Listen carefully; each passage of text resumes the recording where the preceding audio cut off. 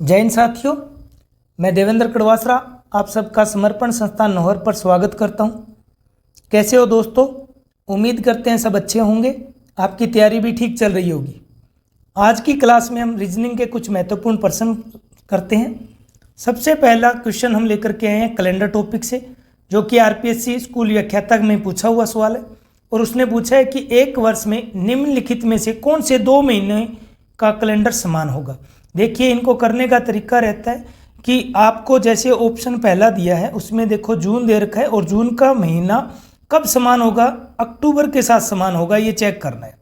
Check करने का तरीका रहेगा कि जून के दिन कितने होते हैं। हमें पता है जून होता है 30 दिन का। अब अक्टूबर तक चलना है तो हमें जुलाई का महीना लेना है। जुलाई होता है 31 का, अगस्त भी 31 का, और सितंबर होता है 30 का। आगे अक्टूबर तक तो लेने हैं, तो अक्टूबर नहीं लेना। अक्टूबर रिपीट होता है या समान होता है कि नहीं होता है, ये चेक करना है। तो इनके दिनों को टोटल कीजिए। टोटल करते हैं तो हमारे पास 122 आया। दिनों के टोटल में अगर 7 का पूरा भाग जाए, क्या जाए? पूरा भाग जाए, तो ये महीने समान होंगे। तो हमने चेक किया तो पूरा भाग नहीं जाता है, तो ये वाला आपका आंसर नहीं होगा। अब ऑप्शन देखिए, आप 3 चेक कीजिए। इसमें अप्रैल का महीना कह रहा है जुलाई के साथ रिपीट होता है या समान होता है। अप्रैल और जुलाई के महीने समान होते हैं। तो अप्रैल हम जानते हैं 30 दिन का रहेगा, मई 31 दिन का, और जून रहेगा 30 दिन का। अब जुलाई में चेक करना है तो इनका टोटल कीजिए। हमारे पास कितना आया? 91 आया, जिसमें 7 का भाग दिया तो पूरा भाग जाता है। इससे पता चलेगा जब पूरा भाग जाएगा 7 का तो वो महीने क्या होंगे? समान होंगे। तो अब अप्रैल और जुलाई का महीना क्या होगा? समान होगा, और यही इसका आंसर रहेगा, और इसका उत्तर रहेगा 3। तो हमें क्या करना है कि जो दिए गए हैं उनके बीच के दिन देखिए। जैसे अप्रैल और जुलाई दिया हुआ है तो अप्रैल से जून महीने तक के दिनों को जोड़िए और 7 का भाग दीजिए। अगर 7 का भाग पूरा जाता है, भाग पूरा जाए, तो महीने क्या होंगे? समान होंगे। तो इसको चेक करने पर हमें पता चला कि अप्रैल और जुलाई के महीने क्या होंगे? समान होंगे। समान का कहने का मतलब यही है कि 1 अप्रैल को अगर सोमवार है तो जुलाई की 1 तारीख को भी क्या रहेगा? सोमवार ही रहेगा। तो ये हमें चेक करना रहता है। चलिए बढ़ते हैं नेक्स्ट सवाल की तरफ। अगला सवाल रहेगा पास से डाइस टॉपिक से। ये भी स्कूल व्याख्याता के प्रश्न में पूछा हुआ है। देखिए, डाइस करने के लिए क्या देखना है हमें? जो दी गई आकृतियां हैं उनमें देखिए कॉमन क्या है, और एक टेबल तैयार करेंगे। तो टेबल तैयार करने का क्या कॉन्सेप्ट रहेगा? शुरुआत की इन दोनों डाइस को पकड़ो, इनमें कॉमन क्या दिख रहा है? देखो, कॉमन सतह पर दिख रहा है 3। तो 3 को पकड़िए और घड़ी की दिशा में पढ़िए। घड़ी की दिशा में क्या आता है? 2 आएगा और फिर 1। अब दूसरे पासा जो ले रखा है उसमें जो कॉमन है उसको पकड़िए। कॉमन क्या था? 3, और इसके घड़ी की दिशा में पढ़िए। तो 3 के बाद में क्या आया? 4, और फिर 5। तो हम जानते हैं कि 2 बार 3 नहीं आ सकता, तो जो बचा हुआ है अंक है वो इसके पीछे की सतह पर होगा। तो ये इंडेक्स ही आपका आंसर देगी। अगर क्वेश्चन में पूछता है कि 3 के पीछे क्या होगा, तो आपका उत्तर रहेगा 6, 2 के पीछे 4, 1 के पीछे 5। और उसने यही पूछा है कि 1 की विपरीत संख्या बताओ, तो आपका आंसर हो जाएगा 5। क्या करना है? इंडेक्स तैयार करनी है। जो 2 पासों की सतह दे रखी है उनमें जो कॉमन दिखता है उसको पकड़िए और घड़ी की दिशा में पढ़िए। तो पहले को हमने 3 को पकड़ा, और घड़ी की दिशा में जब पढ़ते हो तो पहले पासे में आता है 2 और फिर आता है 1। अब अगला जो पासा कॉमन में दोनों को पकड़ा है उसका कॉमन लीजिए। 3 आया, और 3 को घड़ी की दिशा में पढ़ा 4 और फिर 5, और ये आपकी इंडेक्स से तैयार हो जाती है। तो आपके 1 के पीछे क्या होगा? 5 होगा। विपरीत सतह पर क्या होगा? 5 होगा भाई। चलिए नेक्स्ट सवाल पर पढ़ते हैं। कहता है यदि किसी कूट भाषा में फ्रेम को 43 और हर्डल को 68 पढ़ा जाता है तो फिगमेंट को क्या पढ़ा जाएगा, है ना? तो देखिए, यहाँ पर हमें कोड के लिए जब भी कोडिंग डिकोडिंग के क्वेश्चन आए तो इनके ऊपर अल्फ़ाबेट है उनके नंबर लगा देने हैं, फिर इन पर सवाल चलेगा। जैसे में हमें पता होना चाहिए कि अल्फ़ाबेट में एफ का स्थान रहता है 6, आर का रहता है 18, ए का रहता है 1, एम का रहता है 13, और ई का रहता है 5। जब हमने इनका टोटल करते हैं तो आप टोटल देखिए कितना है हमारे पास में? 43 आता है। ऐसे ही हम हर्डल में चेक करेंगे तो HURDLE, हर्डल को जब चेक किया तो H का है 8, U है 21, R होता है 18 पर, D 4 पर, L 12 और E 5। जब इनका टोटल करेंगे तो हमारे पास टोटल 68 आता है। इसी कॉन्सेप्ट पर देखिए F होता है 6 पर, I 9 पर, G 7, M 13, E 5 और N है 14 और T है 20 पर। इनका टोटल कीजिए आप और इसका टोटल आपको मिलेगा, वो रहता है आपके पास में 74। तो हमें कुछ नहीं, इनके ऊपर अंक लिखने और इनका टोटल करके देखा, जिससे आपका ये आंसर कोडिंग डिकोडिंग का सही हो जाता है। तो आप लोग दोबारा से इसको एक बार और चेक कर लीजिए। काफ़ी कॉन्सेप्ट अलग अलग लगते हैं, तो अपने जितने ज़्यादा क्वेश्चन सॉल्व करेंगे तो हर जो कॉन्सेप्ट लगता है वो ज़्यादा से ज़्यादा कवर करते हुए चलेंगे।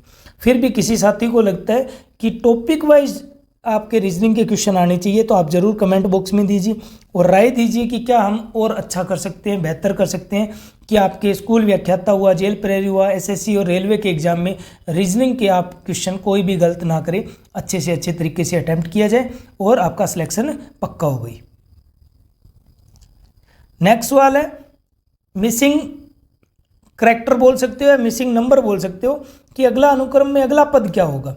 देखियो, इनको करने का तरीका यही रहता है कि जिस साथी की मैथ अच्छी होती है वो कर सकता है, कि कई बार 1 का गुणा हो जाता है, 2 का गुणा हो जाता है, स्क्वायर भी हो जाती हैं। और जिसको बिल्कुल भी ना है, अटैम्प्ट करने का तरीका देख लीजिए।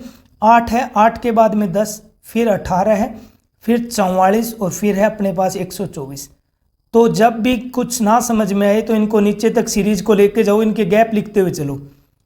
2 का गैप, 8 का गैप आता है, उसके बाद में रहता है हमारे पास यहाँ 26 का गैप और ये है अपने पास में 80 का गैप।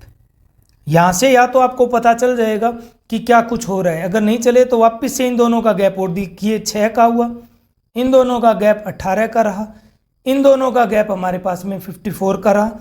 तो यहाँ से साफ दिख रहा है कि ये 3 गुना हुआ है, आगे भी 3 गुना हुआ है। तो नेक्स्ट जो रहेगा वो इसका 3 गुना रहेगा। जब इसका 3 गुना करेंगे हम 54 का, तो 4 तिये 12, 5 तिये 15 और 1 16, 162। इसका मतलब 80 में आप 162 जोड़िए, यहाँ पर जो संख्या आएगी वो आपका क्या रहेगा, 124 और बीच का गैप रहेगा। जब हम 162 और 80 जोड़ेंगे हमारे पास मान आया 1 4 2, 142। इसका मतलब 124 में हमें क्या जोड़ना है, 142 242 जोड़ने हैं, तो हमारा मान आता है 3 6 6 और यही आपका आंसर रहेगा। तो ये ऐसे सवालों को क्या करना है, सीरीज को जो भी गैप होता है उसको नीचे तक लेके जाइए, आपको लास्ट में पता चल जाएगा कि क्या कुछ हो रहा है। तो इसमें क्या कुछ रहा है वापस से देख लीजिए। हमने यहाँ पर देखा है 6 और 6 से ये हो रहा है 18, 18 से हो रहा है 54, 3 गुना हो रहा है। तो नेक्स्ट वाले में भी क्या होगा, 54 का 3 गुना होगा 162। इसका मतलब देखिए 26 में जब हम 54 जोड़ते हैं तो 80 आता है। ऐसे ही 80 में क्या जोड़ेंगे, 162 जोड़ेंगे, तो हमारा मान आएगा यहाँ पर 242। अब नेक्स्ट देखिए 44 में 80 जोड़ा गया, तो 124 में कितने जोड़े जाएंगे, 242 जोड़े जाएंगे, जो कि हमने यहाँ पर लिखे। और हमारी नेक्स्ट जो भी अगला पद है वो आंसर आ जाएगा 366। अगला सवाल कोडिंग डिकोडिंग का है, बिल्कुल आसान सा सवाल रहा कि कैट को क्या लिखा है उसने, कैट को उसने लिखा है एस और फिर क्या लिखा है, देखिए ए और टी लिख दिया और जिससे शुरुआत की है उसको अंत में लिखा है। ऐसे डियर को लिखा है, देखिए DEAR, उसने एस से स्टार्ट किया और फिर डी को छोड़ा है और बाकी के अक्षर वैसे ही लिखे EAR और जो पहला था उसको अंत में लिखा है। तो उसी प्रकार से हम SING को क्या लिखेंगे, एस से शुरुआत करेंगे, पहला छोड़ दीजिए और बाकी लिख दीजिए ING और जो पहला छोड़ा था उसको अंत में ले आइए। तो ये हमारा ऑप्शन 4 में आपका आंसर मिल जाएगा। तो बिल्कुल आसान सा कोडिंग डिकोडिंग का ये क्वेश्चन था। चलिए आगे बढ़ते हैं। ये ब्लड रिलेशन का क्वेश्चन है, अच्छा सवाल है। बी ए का भाई है, तो देखिए ब्लड रिलेशन करने के लिए ध्यान रखना, हम पुरुष को बॉक्स में ले लेंगे और महिला को सर्किल में ले लेंगे, ठीक है। तो बी देखिए ए का भाई है, डायग्राम क्या बनेगा, बी भाई है किसका, ए का। अब आगे कहता है सी ए की पुत्री है, ए की पुत्री है तो नीचे आएगा और सर्किल में होगा, लड़की है इसलिए सर्किल में ले लिया हमने, ए की पुत्री होगी। डी बी की बहन है, तो डी है वो बी की बहन है, ये लीजिए बहन होगी डी। और अंत में उसने क्या कहा है, ई सी का भाई है, देखिए ई क्या है, सी का भाई है। अब उसने पूछा है ई का चाचा कौन है। देखिए इस डायग्राम के अकॉर्डिंग इसका आंसर नहीं बनता है, तो ये क्वेश्चन क्या जाता है, इंग्लिश में जाता है। और इंग्लिश में अंकल पूछा है तो मामा को भी अंकल बोला जाता है और आपके चाचा को भी अंकल बोला जाता है। तो इस वजह से हम चेक करेंगे तो देखिए ई का चाचा कौन बन रहा है, बी बन रहा है। ये ए है वो डिफाइन करता है। वैसे अगर ये ए माता होती है तो बी क्या बन जाएगा, मामा। अगर ये ए पिता होता है तो बी चाचा बनता है। तो यहाँ पर इस क्वेश्चन के अकॉर्डिंग और ऑप्शन के अकॉर्डिंग देखेंगे तो आपका उत्तर क्या हो जाएगा, बी। और वरना अभी तक ज्ञात या निर्धारित नहीं किया जा सकता था। कारण ये था कि बी मामा भी बन सकता है और बी चाचा भी, बट इंग्लिश में इसको सही माना जाएगा। तो आपका इस डायग्राम के अकॉर्डिंग आपका ई का चाचा कौन है, वो बी है भाई इस क्वेश्चन में ऑप्शन के अकॉर्डिंग। तो अच्छे से देख लीजिएगा। चलिए, अगर फिर भी ना समझ में ब्लड रिलेशन के इनबॉक्स और डायग्राम के थ्रू तो आप ज़रूर बताना। इस पर हम कंटिन्यू पूरे टॉपिक पर 10 से 15 सवाल कर लेंगे और पूरी थ्योरी समझा दूंगा, ताकि आपके कभी भी गलत ना हो। और मैक्सिमम बच्चे ब्लड रिलेशन के क्वेश्चन गलत नहीं करते हैं। और फिर भी कोई डाउट हो तो आप ज़रूर कमेंट बॉक्स में कमेंट कीजिएगा, है ना। अच्छा सवाल रहा था कि अपने शिखर अपनी माता के विवाह के 2 वर्ष पश्चात पैदा हुआ है। उसकी माता उसके पिता से 5 वर्ष छोटी है। माता क्या है, 5 वर्ष छोटी है भाई। अगर माता की उम्र x है तो पिता की उम्र क्या रहेगी, x प्लस 5 रहेगी। अब कहते हैं शिखर की आयु 10 वर्ष है, उसकी माता उससे 20 वर्ष बड़ी है भाई। तो शिखर की हम वर्तमान आयु मान लेते हैं, वो कितनी है, 10। तो माता की आयु 20 वर्ष बड़ी होगी तो कितनी की हो जाएगी, 30 की। जब शिखर पैदा ही नहीं हुआ तब उसकी माता क्या रही होगी, 20 साल की।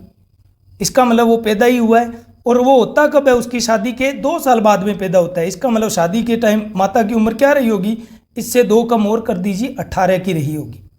जब माता की उम्र शादी के समय 18 की थी तो उसने यही पूछा है कि विवाह के समय उसके पिता की आयु क्या थी। और पिता माता से क्या है, उसकी 5 वर्ष बड़ा है। तो 18 से 5 वर्ष बड़ा कितना हो गया, 23 हो गया। सिंपल सा सवाल था। आयु से संबंधित पर्सन पूछ लिए जाते हैं, ध्यान रखिएगा। और एक यहाँ पर औसत के क्वेश्चन भी कई बार रीजनिंग में डाल दिए जाते हैं। ठीक है, आयु संबंधी हुए, औसत संबंधित हुए, ठीक है, आय संबंधित हुए। तो थोड़ा आप इनको अच्छे से देख के जाइएगा। सिंपल सा आसान सा कॉन्सेप्ट था कि आप इनको सीखो और आपसे आराम से हो जाए। तो उसने क्या कहा कि शादी के समय की पिता की आयु पूछी थी, तो माता की आयु शादी के वक्त 18 की हुई, पिता उससे 5 साल बड़ा है, तो कितने का हो गया, 23 वर्ष का हो गया भाई। चलिए नेक्स्ट सवाल में अगले यही पूछा है कि लुप्त पद ज्ञात करना है। तो देखिए 2/3, 4/7 और ये क्वेश्चन मार्क, फिर 11 और बट्टे में 21 और ये 16/31। देखो कई साथी ने इनको यूँ सोचा कि पक्का कोई भिन्न को किसी चीज़ का गुणा किया गया होगा, बट इस सवाल में सिंपल टर्म्स लगाए उसने 2 से क्या किया है, 4 किया है। 2 से 4 कैसे करेंगे, प्लस के 2 जोड़ दिए गए। नीचे 3 से क्या हुआ है, 7 हुआ है, तो हमने 4 जोड़ दिया। अभी आगे का पता नहीं, बट यहाँ पर कितना हुआ है, प्लस के 5 हो गए और यहाँ पर प्लस के कितने हो गए, 10 हो गए। तो ये पहले वाला कितना रहा, हो सकता है कि अंतर 4 का रहा हो और यहाँ पर अंतर क्या रहा हो, 3 का रहा हो। ठीक है, ऐसे ही यहाँ पर क्या होगा, अंतर दुगना 6 का और यहाँ से अंतर क्या रहा होगा, 8 का। करके देखिए, जैसे मैं 4 में 3 जोड़ा, हमारा कितना आ गया, ऊपर 7 आ गया। ऐसे ही 7 में हमने 6 जोड़ा तो कितना आ गया, 13 आ गया। अब आगे वाले टर्म्स बन रहे हैं कि नहीं बन रहे, ये देखिए कि 7 में देखिए यहाँ पर हमारा क्या आ जाता है, 60/13, जो कि हमने अभी नीचे लिखा है, आ गया। तो 7 में 4 जोड़ते हो तो 11 बनता है और 13 में 8 जोड़ते हो 21 बनता है। तो यही आपका आंसर होगा। तो उत्तर हो जाता है 7/13। ऊपर की संख्याओं का अंतर कंटिन्यू चल रहा है, 2, 3, 4, 5 का, और ऐसे नीचे चल रहा है वो 4, 6, 8, 10 का, उनके दुगने का अंतर चल रहा है। तो आपको इस हिसाब से आपका क्वेश्चन का उत्तर सेट हो जाता है, वो होते हैं 7/13। अब आते हैं समीकरण के आधारित वाले क्वेश्चन है। यहाँ पर ये काफ़ी बार देखने को मिला है कि आपके या तो सरलीकरण के क्वेश्चन आ जाएंगे तो हमें बोर्ड मास फॉलो करना है, या कह देगा कि कौन से अक्षरों को चेंज करें या कौन से चिन्हों को चेंज करें। तो इसमें 2 चिन्हों को चेंज कर करके उसने पूछा है कि क्या आंसर रहेगा। तो हमारा सवाल जो दे रखा है वो उसने कहा है 4 भाग में है 3, फिर प्लस का निशान है, 2 है, गुणा में 4, माइनस के 8 और बराबर में 12। और उनको कहा है कि दो संख्याओं को परस्पर, दो चिन्ह और दो संख्याओं को परस्पर बदला गया है, तो कौन सी समीकरण सही होगी। तो यही, अब जिसको कुछ भी ना आए, और पहली बात तो ये है कि आप सभी ऑप्शन को रख करके आप चेक कर सकते हो। पहला ऑप्शन उठाते हैं, 2 और 8 को चेंज कर दीजिए।